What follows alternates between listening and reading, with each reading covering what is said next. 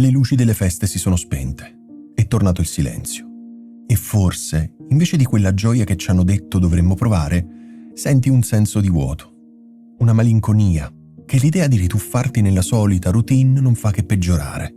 Magari portandosi dietro quell'ansia da domenica sera, che però sembra durare per tutto l'inizio di gennaio. Se anche tu senti questo peso, questa fatica nel ripartire, questo video è per te. Non sei solo, non sei sola e soprattutto non c'è niente di sbagliato in te. Questo lo dico spessissimo perché è verissimo. Quello che senti è un'esperienza umana, comune e del tutto normale. E oggi niente lista di buoni propositi impossibili che magari aggiungono solo altra pressione. No, invece faremo un percorso insieme per capire da dove arriva questa malinconia, per accettarla e alla fine per trasformarla nel punto di partenza per un nuovo anno più gentile e consapevole. Prima di tutto, c'è una cosa fondamentale che devi sapere. Questa sensazione ha un nome. Gli psicologi la chiamano post-holiday blues, oppure in italiano sindrome da rientro. È semplicemente la risposta del nostro corpo e della nostra mente al cambio radicale di ritmo che viviamo durante le feste. Non è un segno di debolezza e nemmeno di ingratitudine per i bei momenti passati. È il contraccolpo fisico ed emotivo che subiamo quando passiamo di colpo da uno stato di festa, di eccezione quindi, a uno di normalità e di doveri. Pensa ad un elastico. Per tutte le vacanze lo abbiamo tirato in una direzione, quella del riposo, del cibo buono, degli orari sballati, della socialità intensa. Finiscono le feste e l'elastico viene rilasciato di colpo e prima di ritrovare il suo equilibrio oscilla con forza. Quell'oscillazione è la tristezza, la stanchezza, l'irritabilità che forse stai provando proprio in questo momento. È un fenomeno passeggero, certo, ma questo non vuol dire che non vada ascoltato. Anzi, capire perché succede è il primo potentissimo passo per gestirlo.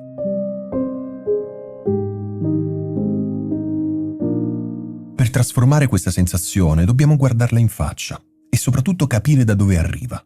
Di solito la malinconia post-festa si basa su 3 ragioni principali. Durante le feste, anche se sono piene di impegni, i nostri ritmi cambiano. Dormiamo diversamente, mangiamo diversamente e siamo più liberi. Il nostro cervello si abitua a una dose di stimoli piacevoli e quindi di dopamina, il neurotrasmettitore del piacere, stimoli piacevoli molto più alti del solito. Il ritorno alla routine crea un conflitto. Da una parte il ricordo ancora vivo della libertà e del divertimento, dall'altra la realtà che incombe con le sue scadenze e i suoi orari fissi. In pratica il nostro cervello va in astinenza da quella libertà e reagisce con un calo dell'umore. È come passare da un film a colori, ad alto volume, a uno in bianco e nero e muto. L'impatto ovviamente è forte e ci lascia spiazzati. Che ci piaccia o no, il passaggio da un anno all'altro è un momento carico di simboli. È un confine che ci spinge, quasi senza che ce ne accorgiamo, a guardarci indietro e a fare i conti. Conti con gli obiettivi mancati, con le aspettative deluse, con il tempo che passa. Questa riflessione si trasforma spesso in un dialogo interiore molto, ma molto critico. E come se non bastasse, ci si mette anche la pressione sociale dei buoni propositi.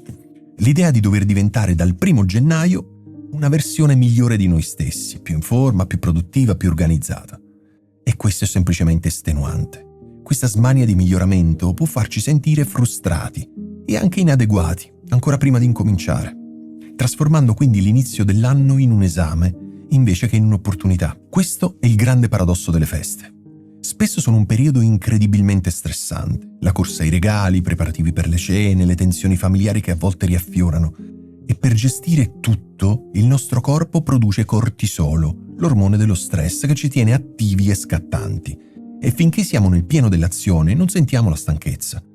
Ma appena tutto si ferma, quando finalmente ci rilassiamo, il livello di cortisolo crolla di colpo e il corpo ci presenta il conto. È il cosiddetto letdown effect, l'effetto rilascio. Tutta la stanchezza, la tensione e la fatica accumulate vengono fuori all'improvviso, lasciandoci spossati e vulnerabili. Aggiungi un'alimentazione magari sregolata e meno ore di sonno ed ecco servito il cocktail perfetto per sentirsi a terra, sia fisicamente che emotivamente.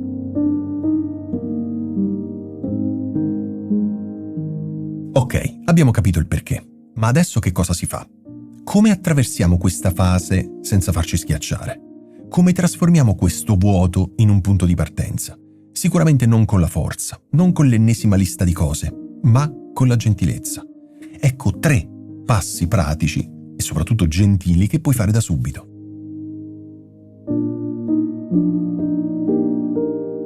L'errore più grande che facciamo è pensare di dover passare da 0 a 100 in un solo giorno. Tornare al lavoro e pretendere da noi stessi di essere subito al massimo della produttività. Questa è la ricetta perfetta per sentirsi frustrati. Dobbiamo darci il permesso di rallentare.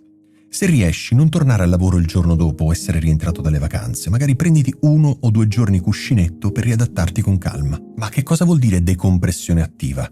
Non significa stare sul divano a pensare a quanto stai male. Significa fare piccole azioni a bassa intensità che aiutano la mente a rientrare dolcemente in modalità lavoro. Per esempio, disfa le valigie con calma, ascoltando un po' di musica. Togli gli addobbi, fai una spesa sensata per la settimana e soprattutto pianifica la prima settimana di lavoro in modo realistico. Ricordo un anno in cui, tornato al lavoro dopo le vacanze, ho aperto le mail e ne ho trovate quasi 400. Mi sono sentito soffocare. L'anno dopo ho imparato la lezione. Il primo giorno mi sono dato solo 3 priorità. Non svuotare la casella di posta, ma rispondere alle 3 mail più urgenti. Questo piccolo cambio ha trasformato l'ansia del non ce la farò mai in un rassicurante ok, un passo alla volta. Fai una lista delle cose da fare e scegliene solo 2 o 3 per il tuo primo giorno di rientro. Il resto può aspettare.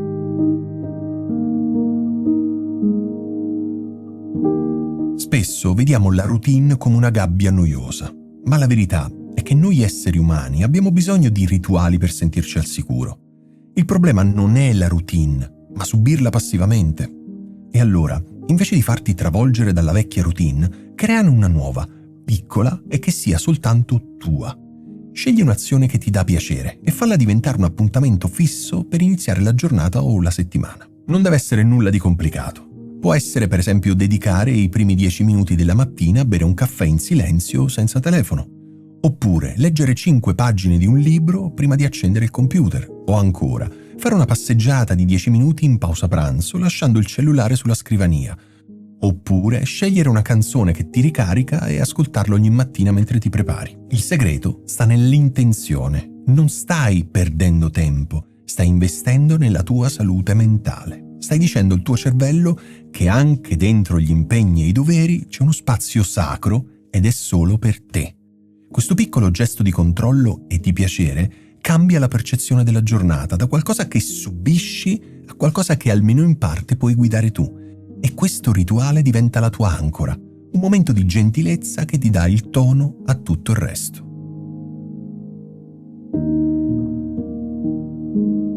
Quando le feste finiscono, il futuro può sembrare una distesa infinita di doveri.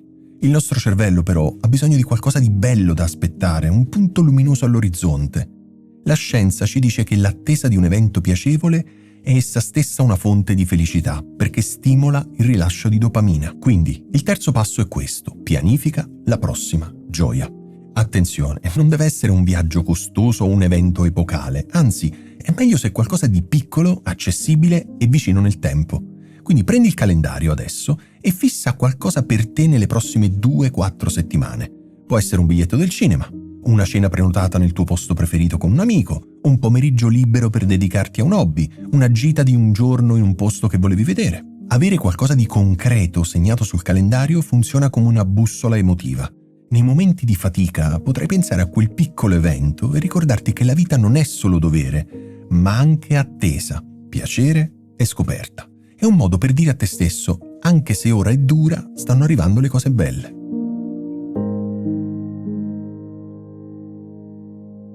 Quindi, come vedi, superare la malinconia post-feste non significa ignorarla o forzarti a essere felice. Significa ascoltarla e risponderle con azioni piccole, consapevoli e gentili.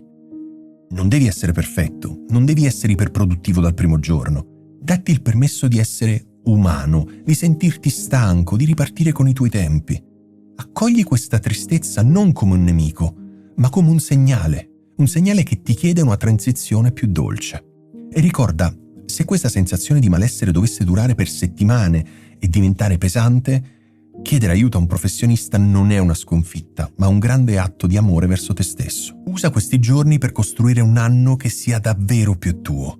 E adesso però tocca a te. Qual è la piccola, gentile gioia che pianificherai per te nelle prossime settimane?